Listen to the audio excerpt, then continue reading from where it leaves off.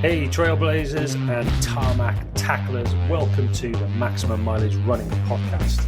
This is your one-stop shop for everything ultra, road and trail running for busy people. I am your host, Nick Hancock, a certified USCA ultra running coach and UK athletics coach in running fitness. I am here to answer your questions and provide a little bit of humour and inspiration for those tackling marathons and beyond. So whether you're squeezing miles into a busy schedule or just dipping your toes into long distance running, I have got your back. Prepare for some laughs, learning and a few colourful words. So lace up, gear up and get ready for maximum mileage. Let's get into it.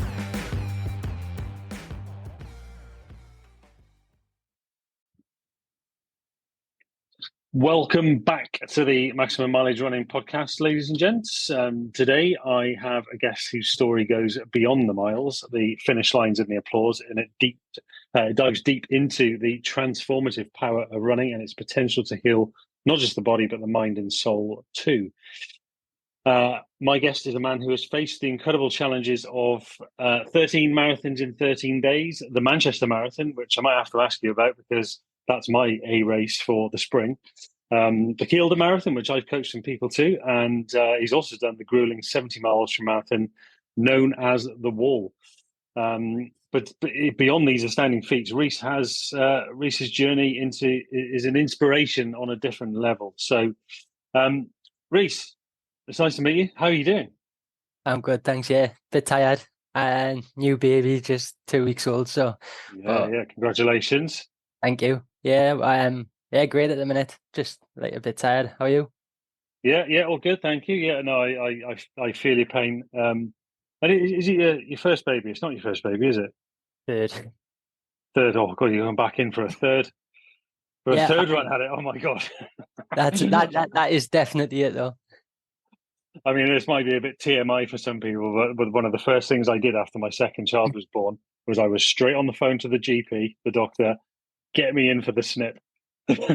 I tried to do that last week, but the told us I had to wait until the baby was 6 months old, which I was. Is that what they said? Yeah. That's shocking. That's shocking. I did it within 3 days. I was on the phone, and I think 2 weeks later, I was in for my operation. Anyway, TMI and all that. Yeah. So, how is training going with the little one? Come along. What have you got? What have you got on the horizon? And are you managing to get out and continue to run? So I haven't really done anything for 5 weeks up until last night. I got out and done the Newcastle Quayside 5K. Oh, nice. I was wanting to drop out all day. My mindset when I don't do anything for quite a long time is I can get really lazy, and I was exhausted yesterday. And I really didn't want to do it. Ended up going, still wasn't going to do it. Thought I'd just like cheer people on. I ended up going to do it. I ended up getting a PB, done 20:27. Still can't quite get that sub 20, but I will get there. Well, if you're still getting PBs, how old are you? 30. Oh, you're a young pup. I mean, I'm still trying to get 5K PBs, and I'm 41. So, 2010 27 is not slow, and you've got plenty of time to get that sub 20. So, good, nice. Not a shabby place to be in after 5 weeks of no training. Yeah, exactly. Yeah, I came 45th out of 444 as well. That was in the B race though, but I'll take the 45th. Yeah, no, that's not too bad at all. So, Rhys, thank you for coming on the podcast. I was, I guess, struck by your story because there are similarities to my own story. I've battled my own mental health issues in the past, and running has been a savior to me. So, I'm really keen to sort of hear a little bit more about your journey. So, take us a little bit back to when you first started running, and what was that initial spark that got you to lace up your shoes? Yeah, so I think pretty much it was more so pre-season for football. I've always been more football than anything, but so running was just kind of a way to get fit, and I suppose it wasn't really probably until about 4 or 5 years ago where I actually started running properly, and I signed up for the Great North Run. Yeah. And it was truly horrendous. Yeah. I think I said I would never run that far again in my life. I think I Um, said that after the Brighton Marathon in or whatever year it was. It was my first marathon. I was like, oh, I've done parkrun a few times now. I can do a marathon. I said I'd never sign up for anything ever again. yeah, yeah, exactly that. But yeah, I think after a few weeks past, I kind of was like, no, actually, I think I did enjoy it. And Yeah. then just from there, I started signing up to a few more different events. I actually think I signed up to Brighton Marathon. That was going to be my first marathon, but it got cancelled with COVID. Ah, yeah. So I had to take a pass on that one, and then I did eventually do my first marathon, which was Kielder, which probably wasn't the best one to do for my first. Which year did you do that? 2021. 2021. Yeah, cool. So I had somebody running it that I was coaching in 2021. So yeah, Yeah, good day that day. You had good weather and yeah, it was we got very lucky because very pretty. the day before was torrential rain, and that because that was the duathlon. I was quite happy we got very lucky with the weather because I think that probably would have made us never run again if I had got stuck in that weather and also had to Oh, battle that fuck course. this. Yeah. And yeah, I hadn't trained properly for that at all, and it was close to breaking me. It was just too many hills. Yeah, yeah. No, good stuff. So, I mean, you've taken on some big challenges recently. So, talk to us about some of those, including the good old David Goggins one. He's not my kind of character, but I know a lot of people love him. I think in 10 years' time, we'll all be around a seance, chucking his book on the fire at some point. But at the moment, he's a popular man. So, you Yeah, took on, you did the 4x4x48. did yeah. So that was kind of I'd been planning it for a while. So I turned 30 in May, and I wanted to do something a bigger challenge than just sort of just a run. I wanted to do something on my own, sort of. So Yeah. I decided that was going to be it because I read his first book and I actually really enjoyed his first book, but not the second so much. Okay. But yeah, so that was in the middle of my struggles as well, and that was the moment which really changed my mindset doing that. But it was it was hard. I'm definitely underestimated. I don't know why I underestimated it. You would think a David Goggins challenge, you think it's going to be brutal. He's not going to put his name next to something that's easy. But as I always do, underestimate things and get caught by it. But with two young kids as well, I guess probably not the best time to do it either. But and a pregnant partner. Yeah. But it was the lack of sleep definitely over the whole challenge. From being up from 5 a.m. on the Tuesday, I didn't do my first run until 4 o'clock in the afternoon. Oof. I had to sleep that night. I actually kind of failed the challenge because Oh no. I missed the 12 o'clock run, but I did 8 miles at 4 in the morning. Oh wow. Okay. So you made up the four elsewhere, which in Yeah. some respects is harder because you've just done an 8 mile run and now you've got to recover, ready for the next 4 mile run. Yeah. I think like at the time I was in a mindset where I felt like I was a failure in every aspect of my life. So then Yeah. when I failed the challenge technically by waking up at 10 to 4 in the morning, I was like, I've failed. Like, I can't do it. I'm not going to continue. And I spent about 40 minutes just lying, not being able to move because I was so fed up of how another thing I'd failed at. But I just got myself up. And it was possibly the best run I've ever had in my life. It was so peaceful. It was sunrise was just starting as I was leaving the house. Yeah. Nice. It was unbelievable. Like, yeah, 4 o'clock in the morning, you wouldn't think it, but yeah, absolutely tremendous run. And I managed to do every run after that. And it ended up being like when I finished the actual whole challenge itself, kind of just, I was overcome with emotion. I was like, if I can do that, I can do anything. And Oh, then I from get emotional after park run. Don't worry. yeah, and it was honestly, it was just like my mindset had just completely changed. It Yeah. really was unbelievable. And yeah, everything's been smooth sailing since, up until the lack of sleep now. But yeah, it was Yeah. a challenge. it's definitely worthwhile giving it a go if you want something that is going to push you, because the lack of sleep, even 4 miles, I was thinking, oh, it's only 4 miles, but actually 4 miles is And longer. I think that's the thing with that challenge. And just for anybody who's listening that doesn't know what the hell we're talking about, just tell us what is the David Goggins 4x4x48? So it's 4 miles every 4 hours for 48 hours. You've got to start the 4 miles, say at 4 o'clock in the afternoon, and you run them on the 4 hours. So you can't like sort of, because I was thinking when I first saying, oh, well, I do 4 miles at 4 o'clock, then I don't have to do 8 miles till like 11:45 at night. But actually, you've got to do them on the 4 hours. That's part of the challenge. But definitely meaty, And definitely worthwhile. do you have to start at 4 p.m.? No, Oh, okay. no, I think it usually starts at 8 p.m. But I think it just whenever you want to. So I think I set mine after my son had finished school. I went and picked him up from school, got home, and then went out on my first run. Yeah. Yeah, I mean, it's a big challenge. I've seen loads of people do it, and maybe not my kind of thing, but I know how transformative those kind of challenges can be, and I think that's what ultra running has done for me. Is as I've completed, bigger challenges, it's just made me think. It made me realize that I can do hard things, and I'm not. I don't have to go into these dark places that I've been into. When I had my mental health battles. So, just tell us a little bit more, and if you don't mind talking to a little bit, what have been some of those tough times that you've been through? Because you've been through a really tough one recently, right? Yeah. Of course, I don't mind sharing that. So pretty much,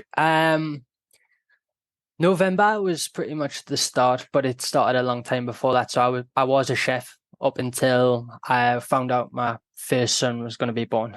Okay, so I worked in hospitality for 20 years. I know how hard that game is. Yeah, Yeah, yeah. So 80, 100-hour weeks. Yeah, yeah, and it's the whole thing with when you finish work, the as I put on the pass for you finishing, or you've done really well today, 4 pints there for you.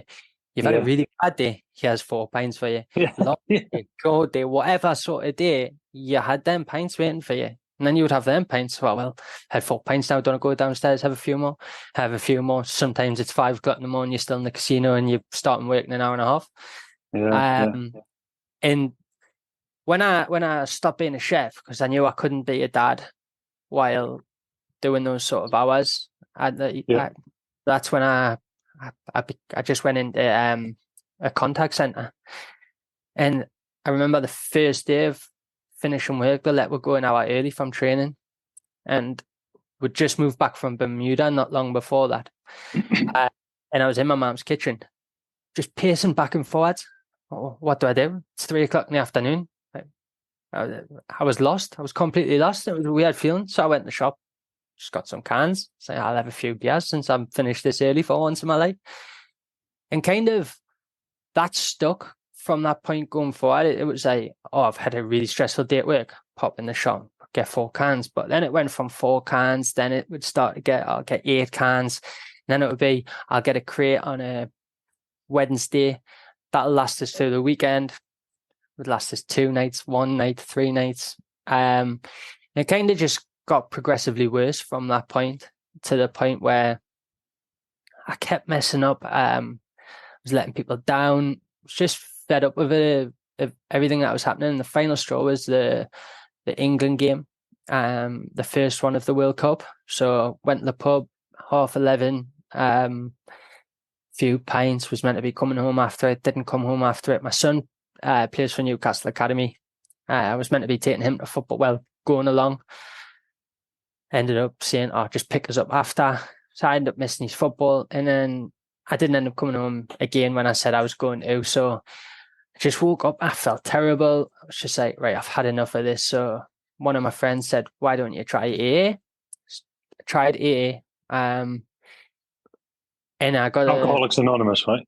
yeah. Sorry, I got a lot of I resonated with a lot of it, and realized that was me. So it helped us realize, right, I am an alcoholic. I need to get my stuff together because I've got 2 kids. I need to be a better dad. I need to be a better partner, better son, everything. So when I stopped drinking, I'd done 3 weeks straight away, and then I just drank. So, and then it become to the point where I was having a bit time off, going back to drink, back to drink, back to drink. And the longer it was happening, the more I kept just going back to, you're failing again, you failed again, you failed again, back to day one. And it just got to a point where the last time I did drink, which was February the 26th, I ended up on the train lines just around the corner from where I am now. Stood in the middle of the train tracks, waiting for a train to come. Someone seen us walk out on the lines. They called because there's a crossing, so I'd went down where the crossing is. Started walking down the train track. So someone had picked up the phone, called the operators, and they managed to get the train stopped. And that's when I came off the lines, when I seen a train coming, but it was at a crawling pace, so there was nothing I could. It was game over, really. There was nothing I could have done at that point. Next day, got up, woke up, and I just felt so bad. And I struggled for a long time after that. I did Manchester Marathon in April, and even though I hadn't been this year, yeah. And even though I hadn't been running, I was going to go for a sub 4-hour marathon. And I got up to about mile 22, mile 23, and I started dropping off the 4-hour pacer. Tried to grab a drink, and someone cut like across us, so I ended up having to go back over. And by the time I'd done that, it was further away than I thought. And then I thought I quickly stopped to go to the toilet, and by the time I caught him up by mile 24, 25-ish, I'd completely drained myself, and I ended up finishing in 4 hours, 2 minutes. And I just seen that as a massive fail. Like my head just dropped. I was back down in that hole where I had been really all those weeks ago. I managed to, I'd stayed sober, and I have stayed sober. I'm coming up 6 months sober now. Nice, well done. Thank you. But yeah, it was like, felt back in that same place of where I kept picking up the drink. I just kept feeling. I just couldn't shift it. And then a few weeks later was when it was my 30th, and I did the challenge. And that's what I was saying about, by sleeping in, I'd failed. And normally I would have just lay there, and I would have been like, if I had have stayed in that mood where I was, I would have just lay there and went, right, I'm done. I've failed that challenge. Whereas I got up and I'd done 98 miles, and I'd done everyone after that. And there was still a long way to go. I'd only done 2 runs before that 12 o'clock one that I actually stepped through. Oh, wow. So I'd done the 4 o'clock and 8 o'clock run. And I thought, I'll try and get myself a couple of hours sleep. And that didn't work. But yeah, that was like, that really was that whole light bulb switch moment where my whole perspective was like, right, no, just get up, just go and do 8 miles now. There's people like I'd been putting on Facebook and things like that updating after every run. That makes it even harder, doesn't it? When there's that urge to quit, it's like, no, I've been telling everybody I'm doing this. Yeah, and I do it like with all of them. So even like the 13 half marathons challenge I did, after every run, I put like a post on it saying how that run went, pictures, things like that. So I was doing the same after the 4 o'clock, done the same after the 8 o'clock. I was like, oh, people are going to be saying what's happened. There's no 1 o'clock in the morning. So then, yeah, got up, done it, put my post on, said I've missed it. I've kind of failed the challenge, but I'm just going to continue now anyways. And like, I was getting loads of comments like, you haven't failed. You've just done 8 miles at once instead. And I was getting nice comments, and it was like, right, okay, I might as well. Yeah, I will just keep going. So that's exactly what I thought when you said, well, I slept in for 1, but then I got up and actually what I did was 8. and then I carried on the 4. See, I don't see that as a failure. I think that's awesome because actually, like I say, running 8 miles is quite different to running 4 miles, and then you've reduced the amount of recovery time that you've got, and you've Yeah. actually probably made it even more difficult for yourself. So, I think the fact that you've taken your mindset away from where you were even as recently as February, where you've gone through that horrible time where you found yourself stood on a train track. And for those people listening, I know what that feels like. Not, mine wasn't a train track. Mine was taking my seatbelt off and driving towards an oncoming car. That was my moment of madness, should we call it? Long time ago now, but um, I think for you to go from that place in February to now having done something like the 4x4 by 48 challenge and crossed over a little bump in the road in that challenge and go, do you know what? No, I'm going to get up and I'm going to crack on.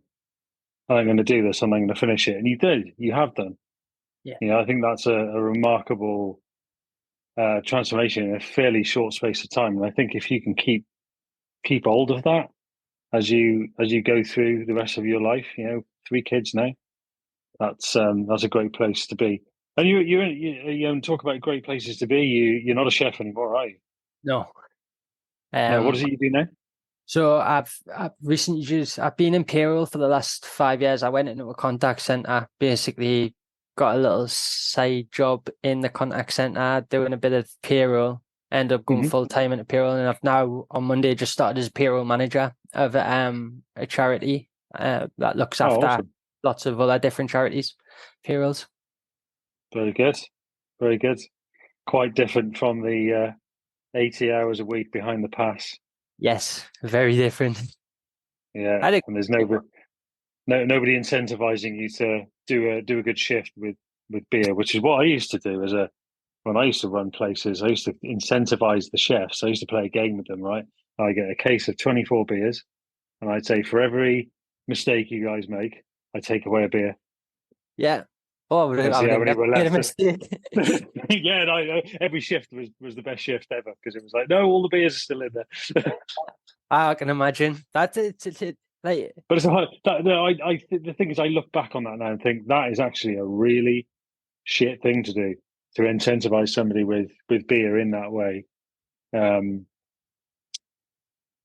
you know Yeah, if I don't know. if you didn't do that though? So if there was one night where the general manager didn't give us beers, I would call him worse than worse than shit. Really, I would Yeah, call him worse than anything for not giving us them beers. It would be the worst person in the world yeah. over over nothing really. But it's just like it's part and parcel of that job.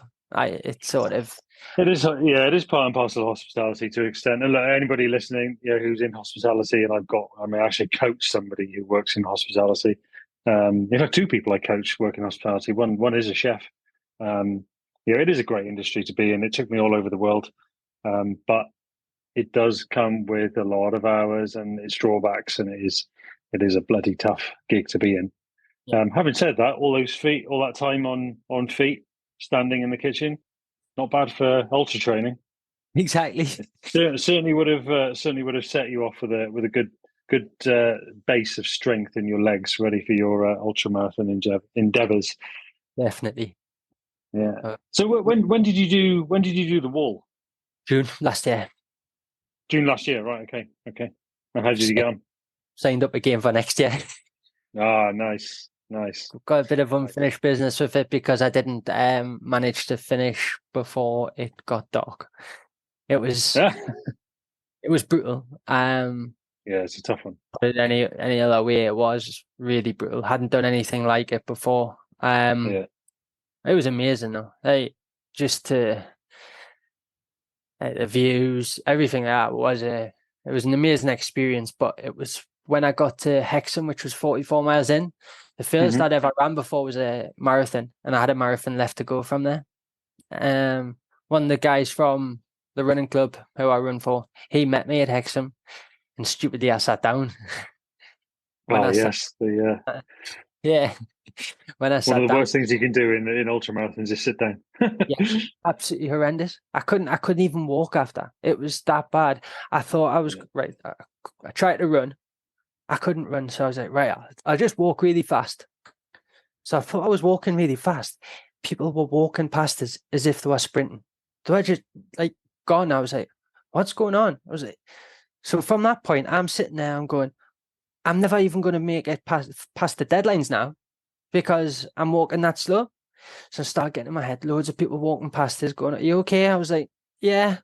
And then three lads were walking past and they went, you're knacked, aren't you? You're struggling a bad, aren't you? I went, yeah. They went, right, come on, you come with us. So they're walking and then they kept turning around. Can you hurry up? We want to finish at some point tonight. Then I was having to go quicker. I keep up the back. And they're like, do you fancy running for a little bit? I went, okay, go on then. So I would run. I can't run any longer. And then they started to struggle as well. And we ended up walking for quite a bit. And then it started to get dark. And I just remember this, it was just felt as if we're just under trees in the pitch black. And it must have felt like hours and hours and hours, but really it probably wasn't. It was probably a couple of hours. And my friend from the running club, he cycled to Hexham and he cycled from Hexham to the last pit stop, which was 9 miles from the finish. And I just felt like we're getting no closer. And if I wasn't with them, I would have quit because I was very close to quitting.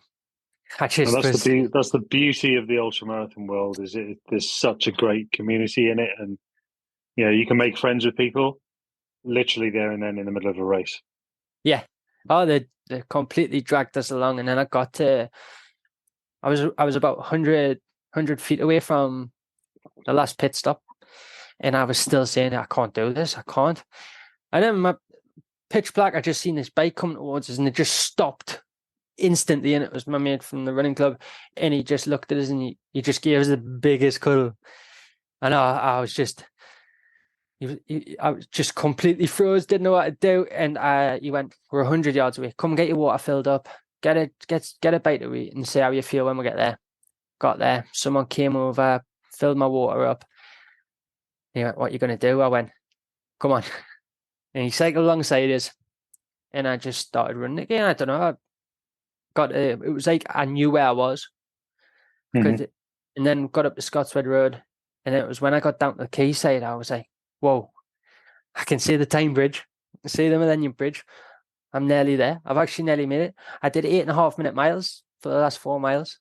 And That's such a common thing in ultra marathons it's the second wind, and sometimes in even longer, yeah, 100 milers, 150s, 200s, it can be the second, third, fourth winds where there's a coach out there called Jason Coop, and I quite like one of his catchphrases, and that's it. Never always gets worse.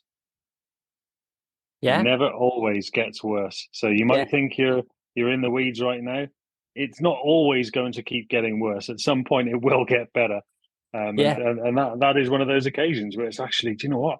You know, I can see you could see a landmark and say, right, okay, actually, I can feel it. I can see it. Let's pick the pace up, and you get the second wind out of nowhere. definitely. I think with it being my first ultra, it definitely gave us the thought that I would do a bit of a recce on other ones that I decided to do and not just go in blind, not knowing where I'm going and things, because I feel as if I had have done the last half of that ultra, I probably would have been a bit more positive about the whole thing because I Yeah. would have where I was a little bit more, where the checkpoints were coming, things like that. So I went in far too blind. But like I said to you before, that's the kind of way I live. I go into things blind and just sort of wing everything. So now you're in a better place. Now you've done the race before. You've done some other challenges. You've got yourself signed up to the wall. You've got unfinished business. What are you going Yeah. to do differently this time to what you did before? Hopefully train better. I say hopefully. Depends how the children allow that. But no, there's definitely a, I bet my training was I'd done a few marathons, a Mm. few a few Sundays before. That was pretty much it. But I want to get into doing back-to-back running, morning, same evening, 10-mile both, running on tired legs, things like that, or then on an evening, and then the next morning, getting more into that sort of training. I would definitely say be more consistent. But the thing is now, with us not drinking, I'm not as tired and groggy. I might be a little bit more tired at this moment, but I would drink on most nights. So then if I said I was getting up at 5 o'clock in the morning to run, I was never getting up in reality because I was sitting. Oh, yeah. But it sounded good if I said I was going to do it. That's the thing I say all the time. Saying you're going to do something and actually doing it are two very different things. Definitely. Yeah. And I lived a lot on saying rather than doing. Awesome. That's awesome. I used all these challenges as well as an excuse to drink. You know, I didn't have anyone to tell us I couldn't drink after doing something like this. Even though someone met us at the finish with 4 cans of Stella, I had one sip and I had to hand it back. I felt that bad. Yeah. Well, look, for a guy with a 2027 5K, it might not be an ultra marathon, but 5K is a marker that I use with my athletes to test to see where their baseline pace is and how we can build on that at the different training zones. And that's a pretty decent pace without any properly structured training. So I would say look out for Reece Calvert coming up behind you in your next ultra marathon, folks, because the boy's got some pace. And if you can translate that into the long stuff, look out. That's the goal. I want to really. I don't just want to sort of take part and come near the back. I want to get more consistent with my training. I know it might not be sort of this year or next year with having 3 young kids, but it's definitely something within the next 10 years that it's going to become a lot more consistent. And I will start getting competitive in these longer distance because I've got a few written down there of races that I want to attempt over the next few years, like the Ben Nevis Ultra. The new one that's starting this year, the 13 Valleys. Yeah, I've seen it advertised. I don't know a huge amount about it yet, but I have seen it advertised. It's the first one. I think it's starting in October. And if the baby didn't come, I think I possibly would have signed up for it on a whim again and just winged that one. I'm not sure that's something you can wing. But the Race the Stones and the Copthorne races as well, and Lakeland 50 is something that's been on my list for a while. Yeah. Well, the Copthorne is something a friend of mine's done, and that's brutal. That's really tough. Race of the Stones, I'm actually doing that myself in 2024. So after Manchester Marathon, that's one I'm going into. So I'll let you know how it goes. I've coached a couple of people to it. It's a great race. The Ridgeway is beautiful. It's not too hilly. There's plenty of ups and downs, but it's not like anything. Certainly nothing like the Lakeland, which actually on next week's recording, I've got Andy Berry on, who was the winner of the Lakeland 100. He's coming on to tell us all about his, and he's a man who's local to you. He's in County Durham, so okay, I'll definitely watching that one and get some tips on how I can win it in the next couple of years. Andy's he's becoming ultra running royalty, and he's on the show next week. So I'll quiz him on what needs to be done. Thank you. Looking ahead, and actually, I think a question I'd love to ask is, particularly for the people listening who, might be struggling with, things like addiction, mental health challenges, and is either considering taking up running as an outlet. What advice would you give them? Definitely take up running. The addiction, you need to replace your time that you would be spending doing that thing. So for me, every night I would finish work. Sometimes let the kids get to bed, sometimes not, and then I would start drinking. Sometimes I would force an argument with my partner so that I could drink properly rather than at a slower rate.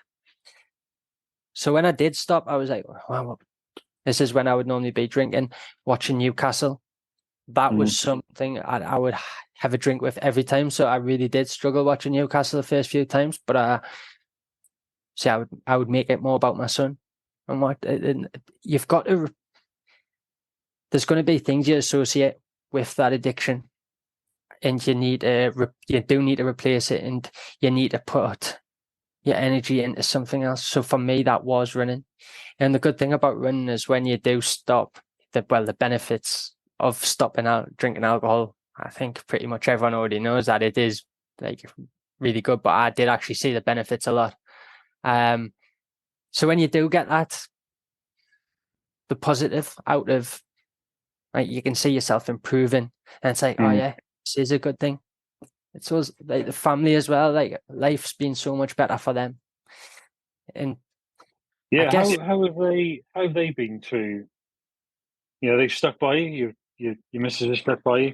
obviously, through this whole thing, and even had another baby with you. Yeah. So yeah, like it was really tough for her. She was pregnant and she had to deal with everything that was going on with me. Yeah, So that's been from when tough. when I said I was stopping drinking, she was pregnant at that stage. We knew that, and that was another reason why I did want to stop.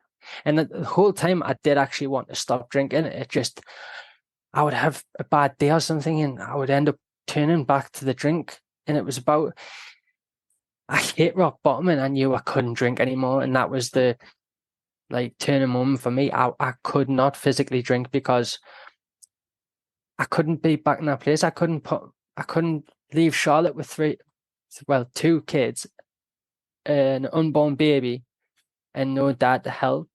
I couldn't leave my kids without a dad. I nearly never got that moment of holding my son for the first time. And that became the priority over being selfish and drinking myself to death. That's all I was doing. I've lost 2 stone since. I'm about 12, just over 12 stone now. Quite happy with my weight. I looked horrendous when it was all on my belly because I was just bloated. Mm-hmm. So there's so many benefits you get from stopping these things. I'm in like a couple of groups of people who are in active addiction and stuff, and I do try and help them and talk to them, even like putting up like my run, trying to encourage them into running or get to the gym, get in boxing gym, find something that's what running is to me and stick with it because it will help you Yeah, change your mindset.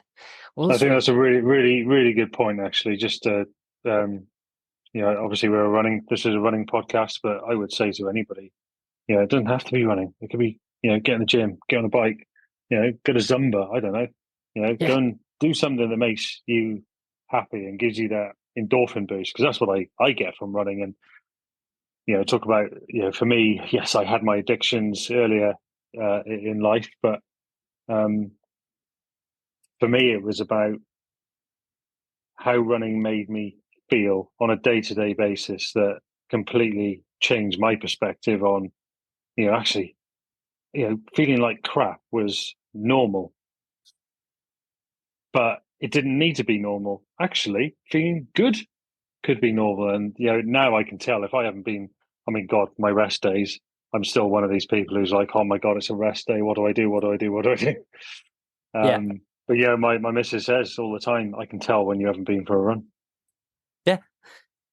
I think the last 5 weeks not running. So what happened was I did the 400-meter hurdles on the track and field events, Right. but I got distracted before we started, and I went with the wrong stride straight away. So I went the first hurdle with the wrong leading foot, and I don't. It was so that was my 3rd attempt of doing the 400-meter hurdles. So I'd never actually been over with my right leg first. I should never do it again, put it that way. I thought I'd snap my ankle, but I felt Oh no. embarrassed. So I was like, I'm going to keep going. I'll see how it feels. Went over the next hurdle with my left foot. Say, right, it feels okay. I think the adrenaline just completely hit us. And then when I came around to the home straight, the first hurdle, kind of glanced at the stand that was on the side, went back over with my right foot, hit the hurdle, nearly went flat on my face. It's all right. No. I've managed to finish, and I still won the race, so I was pretty happy. God, I'd rather do 100-miler than the 400-meter hurdles. Fair play to you. Rhys, it's been really great having you on the show, and so much of what you said just resonates with me. You know, that life in hospitality and how those big hours can lead you to drinking too much and doing lots of things that we shouldn't be doing. But just from the mental health point of view, and anybody listening, it's, you know, running really is that tonic, and it just helps in so many ways. So thank you so much for coming on the show and sharing your story. There's going to be lots of people that I know that will listen to this, and I'll be getting texts. I can see the texts coming through now saying, "Wow, what a turnaround!" So keep it going, and I look forward to seeing how you do at the wall. When is it? Exactly. 15th. June 15th. Yeah. So plenty of time to get ready for it. Definitely. Make that time in your diary. You know, your kids are important, but it's as I say all the time, sort out your own parachute first. Yeah. Yeah. Definitely. I'll be getting that time in, even if it's I'm gonna just start running to work, things like that. Run to work, run back from work. Yeah. And make it my commute. Means there's no excuses then, is there? No, exactly. Perfect. Thanks very much for having us. Yeah, no worries. Thank you so much for coming on. Ladies and gents, that is Reece Calvert. Look out for him. He's coming for you. He's a quick boy. And that's another lap done on the Maximum Mileage Running podcast. Thank you for joining me and my athletes and my guests on this wild ride through the world of ultra, road and trail running. And remember, whether it's a mountain trail or the local road, every mile you conquer makes you stronger. Keep pushing, keep laughing, and of course, keep swearing when that hill just seems a little too steep. If you enjoyed today's journey, don't forget to subscribe and leave me a nice review. Your feedback does help me go that extra mile. Until next time, this is your host, Nick Hancock, reminding you to make every mile count. Run long, run strong, and run with maximum mileage. Catch you on the next run.